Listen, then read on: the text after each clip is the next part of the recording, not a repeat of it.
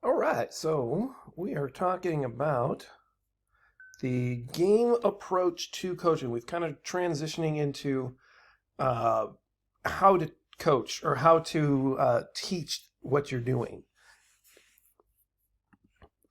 So here's the main key concepts here, and those are all the things that you need to make sure you know before the quiz. So first we got to talk about some specific terms.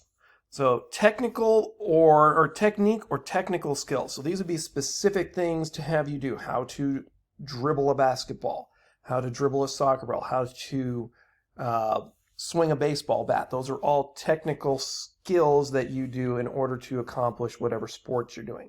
Tactic or tactical skills are decisions that you make to gain an advantage. So in order to win, you got to have good tactical skills.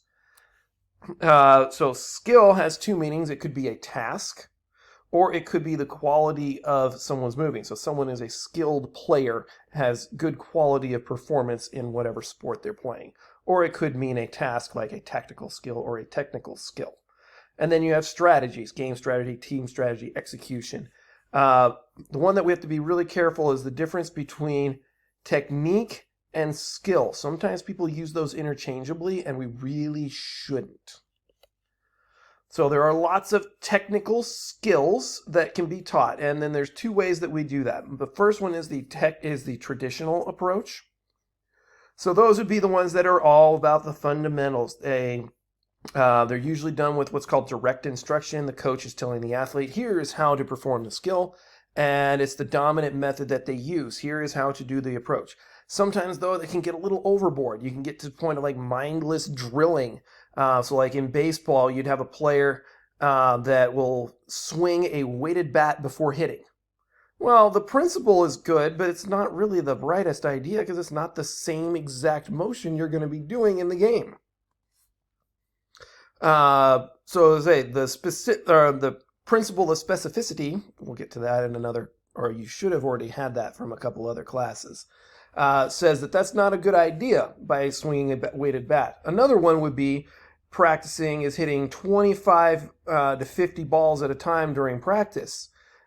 Again, it's not a bad method, but it's not the best method because it's not really like what you're going to do in a game. It's like going up there and shooting 10 free throws when you never shoot more than 2 at a time. So being focused on that. So here's some examples, and these are good ones. These are from a class I did the other day. So these are good examples, and I would say it's probably more for beginners. So we'll just see how well we can hear these. Go. Try to catch it before it lands. There you go. Good. Catch it before it lands. There you go. Good. Good. Good job. All right. So now you want to. Doesn't look like we can hear them. So he's telling them how to do a drop pass, so they're tossing it up and catching it with their foot and trying to slow it down so that they can control it when someone passes on the ball from a long ways away. And he's giving them direct example of how to do it, and then they're practicing it on their own in place. I've even had coaches that would blow it a whistle. Try it once, go. Try it again, go. Try it again, go. I tend to be more when I get to this point, I'm like, all right, everybody try this 5 times, go. And then I kind of go around and help individuals. So it gives you some of that time there. I'm not sure why that's not coming through. Maybe it'll come through on the recording, but I doubt it. But we're gonna keep going. So here's another one. It's a pattern that they're having them do. So pass, pass, pass, and then move on to the next person. Pass, pass, pass, move on to the next person. And they have a whole prescribed pattern. There's not really a lot of focus going on here, but it would be the next step after. So as I say, it would be part of a progression. But as I say, if all you do is these kind of drills, they're not going to have a lot of game sense, and the kids are going to get bored with what they're doing. Now, on the opposite side of this would be a more games-like approach. So they call this more of a holistic style. So you're going to have different methods into the game's approach. So you're going to shape the kind of drill game you're going to play. You're going to focus how they're going to practice, and you're going to do your best to enhance it as much as can. So a shaping of the play would be shaping plays is going about teaching through the game. So having them play the game. So the rules are defined by what the players can and can't do. This could be the number of players, so maybe you'll do a 3-on-2 drill or a 2-on-1 drill. Maybe the size of the playing area is smaller or bigger, or however you want to do it. Modifying the kind of goal that they're using. In soccer, there's like those little tiny 2x3 goals, or there's the full-size goal that's 20-something feet by 10 feet or something like that. I don't remember what the exact measurements are. But, changing the size of the goal, you could have something like how you're going to score it. So I would have like in a soccer thing, I don't know why I'm doing soccer today. If the defense touches the ball, it's worth 1 point. If the offense scores, it's worth 2 points. And so just by adding scoring to a drill can seem to improve the amount of effort that that your players are putting into it. Not always, but sometimes. You could do this by focusing.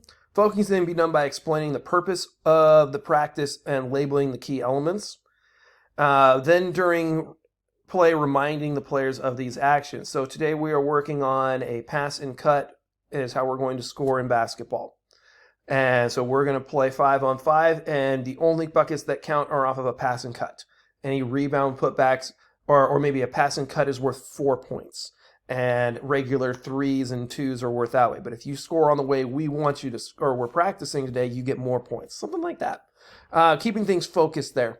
Can be very elaborate. Focus on technique is called freeze replay. I would usually call it rewind.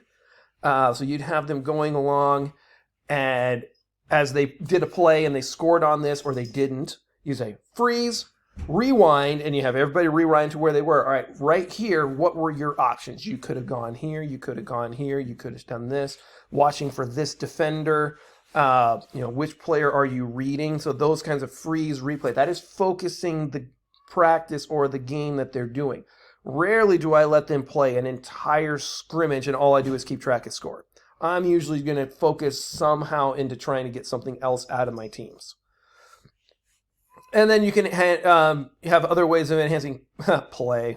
Love that. Presenting challenges during practices, handicapping them, techniques to make it a closer contest. So here's just some of the things here's kind of that back and forth here. You might want this for the assignment you have later, kind of refer back to this in your book. So, drills to do the technical skills, use drills that are aligned with the games so that the technical and tactical skills can be taught. I do lots of these in my basketball practices. The easiest one to describe this as, I don't do a plain old layup drill with like 2 basketballs and 12 players, like that normal warm-up drill. I never do it. I'm always doing ones that have 5, 6, or have 6 people involved in the drill rather than 1. And they're usually working on more than just make the layup. So teach the whole game and then refine the parts. I start that way, my first basketball practice in tryouts, I'm going to teach my offense first thing. One of the first things I do anyways after warm-ups. Here is how we're going to run the offense. And then I will go into tactical drills from there. Whereas a traditional person is going to do all the specific elements and then let them play the game as a whole. So here's where we were talking earlier about is players first. So a games approach is more of a player-centered. Coach-centered, there is a place for direct instruction, but not the whole time, especially at the beginning levels. Players get bored and are unmotivated. Practices are way more fun when it's a game, and you can read through all the rest of these as well. So this is an example of focusing play. I'm guessing you've not seen this before. So this would be a basketball practice. And I've used this a few times. And there could be 2 different elements of this. You have a team on the outside that's going to run the offense with a 5-on-0 kind of thing here. And I don't remember what they're working. I think they're working on back screens. So there's a back screen, score on the back screen. After, each player on the baseline passes the ball out to a player that doesn't have a ball. They get 1 shot, rebound your own, and then you go back out and do it again. And the other team goes.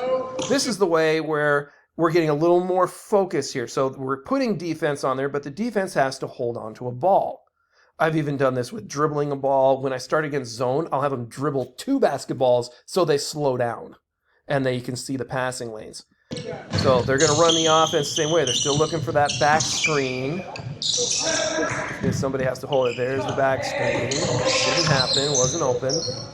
There's another back screen. Oh, terrible pass. But then the other guys get to shoot a jump shot, rebound your own, and switch light and dark. So they are focusing the elements of the game while still handicapping the defense. So the offense is having learning opportunities. They're not scripting. Here's exactly how you have to do it. Oh, that was a solid one. And you can add other elements into this. So everybody's getting a shot every time as well. Is the other thing I really liked about this. So here's another version of that. So here is a drill. So they wanted to work on mid-range shooting and mid-set shot execution. I would never run this actually in my own practices, but this gives you the idea. So here's how the coach is going to shape play. The playing area is inside the three-point line. They're playing 2 teams of 3 players, so but they're actually end up playing 3-on-2. 3 on offense, 2 on defense. So scoring, 1 point for the scoring when unguarded. And so a defender must be at least 3 feet away. So I'd say with arm's reach is probably what I would have said.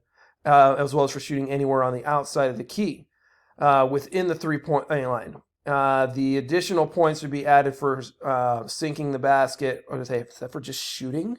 1 point for shooting, 2 points for making a basket, and 3 points will be scored or a mum of 3. Wow, that's bad. So the rules of the game, the offensive players can't dribble. They can only receive the ball inside the key, the designated area, or inside the 3-point line arch. Offensive players break the rule, cannot score on that attempt. So here's how the coach then would, so those are how they shape play, is by, playing area, 3-on-2, how they score it. Here's the rules, don't pass, or no dribble. How they focus it, so they would, in their introduction to the drill, so I want you to be scanning the court. I want you to be moved to positions, recognize when a player is open or not. So the coach focuses the defense's attention on and there's all the different things there you can read through. So advantages of a game approach, you're going to need a lot of these by the end of it. So the game's approach to coaching gives you a huge advantage in motivating your athletes because practices are more like a game and less like just straight individual technique drills. So some other ones is it's going to help motivate your athletes, athlete-centered rather than coach-centered, which we worked on earlier. So here's a few examples of that. I showed you one of basketball earlier. I had this in the wrong order. So here's a really good one for soccer that I pulled up. So you can see that the playing area, so there's a very short soccer goal. I think that's a full-size soccer there. Looks like it's 1, 2, 3, 4 on 1, 2, 3, 4. Might be some people on the outside here. Let's see how that rotates. I would probably add some scoring to this. I'm not sure. I'm going to keep talking because I don't know if the sound's working. But it looks like it's 2 on 4. Ball goes out of bounds, so it goes to, and then, so 2, it ends up being a 2 on 4 drill.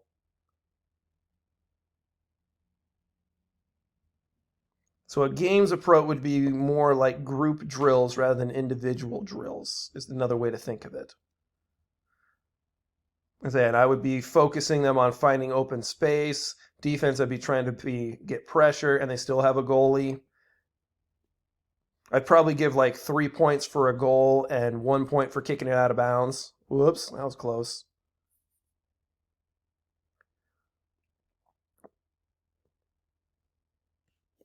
But yeah, there's a good drill. Here's another one. I've used, this is a personal favorite of mine, is I play a 2-3 zone. It looks like this is a 3-2, but the concept is the same as you'd play 5 on offense, 7 on defense. I'd put 5 on the outside and 1 on the high post, 1 going short corner to short corner, and they'd be looking for that high-low pass. So we'll see how this looks over here. 7 guys. Get there, get there, get there, get there. So the same basic concept. So the defense is having to rotate like they normally would, not get into that corner quick enough. Don't be afraid to shoot the basketball. Good skip passes there, and they're trying to get got it covered. another good skip pass. Oop, there it is.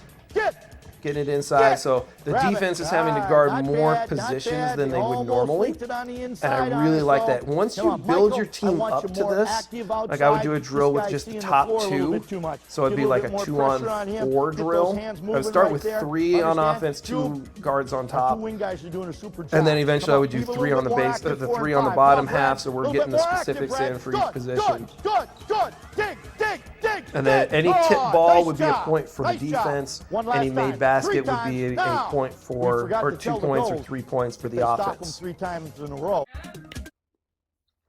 Let's see. I don't remember what we were going to Fine. examine on this one.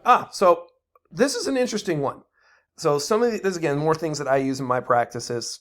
Sorry, we're going a little on the basketball side. It's what I know and what I've coached the most of. So these are 3-person drills.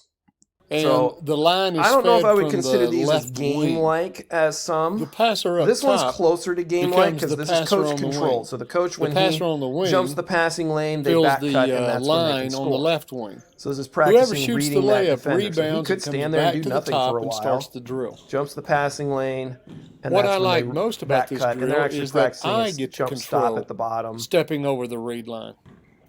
This way, I can monitor whether they're reading me, or this way I'm Skipping ahead working here. 2 things at Oh, here once. he's doing it.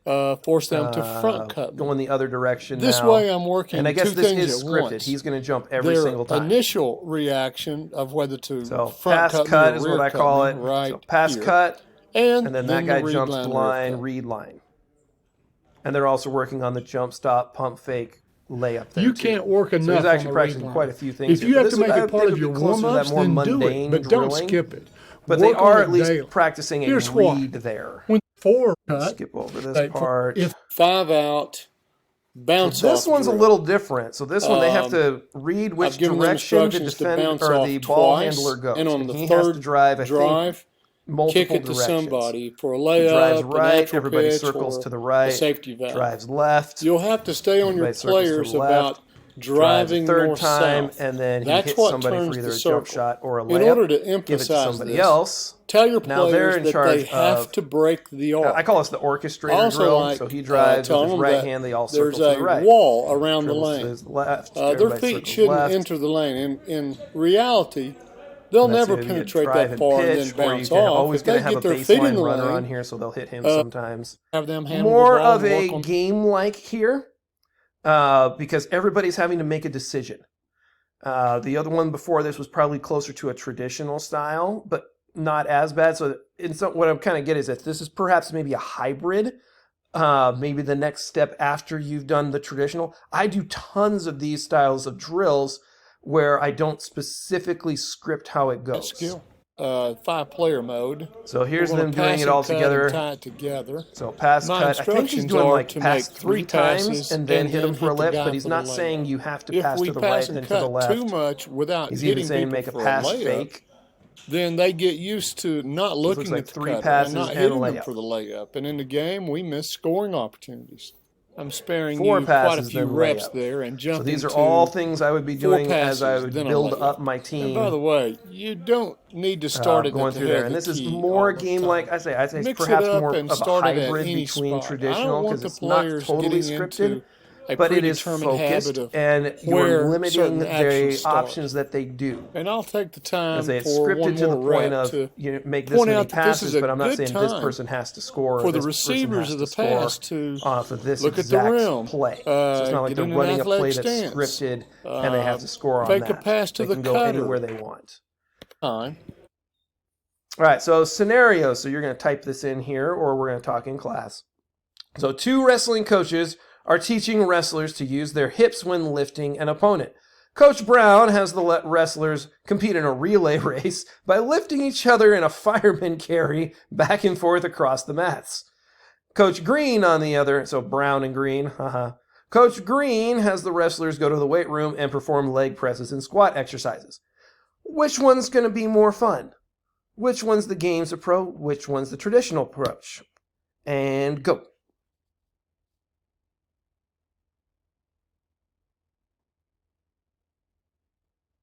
So if you had the game approach was Coach Brown and the Coach Green had the wrestlers going to the weight room, is more the traditional one. So which one is implementing the games approach? Which one is doing the traditional approach? All right, so same concept. I would say if we were in class, we'd do this together. I want you to write it down on here. What are the advantages to the games approach? What are the disadvantages to the disadvantages to a games approach? Go.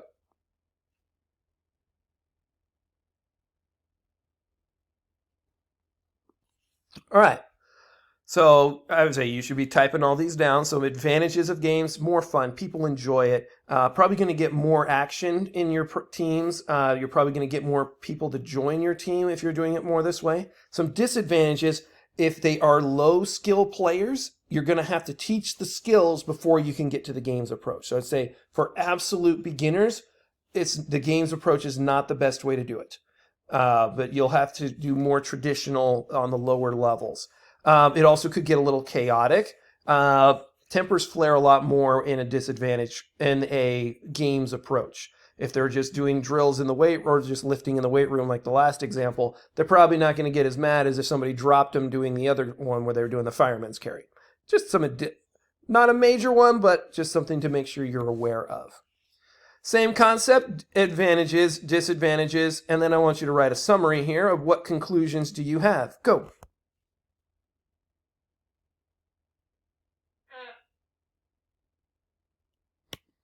All right, so you have 2 assignments that are going along with this. I think they are due tonight. So Chapter 9, Activity 2 has a whole list of things. Is this traditional or is this game approach? So that chart we had earlier, that's where that's going to go. And then I want you to go online for a second one. So I want you to find, I have more details on the assignment itself, so make sure you read them both. Find 6 drills for your sport of choice, so probably the one you're best at, or you could pick a different one if you want to challenge yourself. I want 2 examples of traditional approaches, and I want 4 game approach that you see. And so that's where they're focusing, that's where they're changing the size of the area, the advantage or disadvantage of people. If you can have how they're exactly focusing the drill, that would be even better. Championship Productions on YouTube is a really good place to find lots of drills where the coach will probably be explaining it or the coach will be mic'd. And so you can hear what's exactly going on. So that's just my recommendation. Probably should put that on here as an option. I will remember to put that on the assignment later.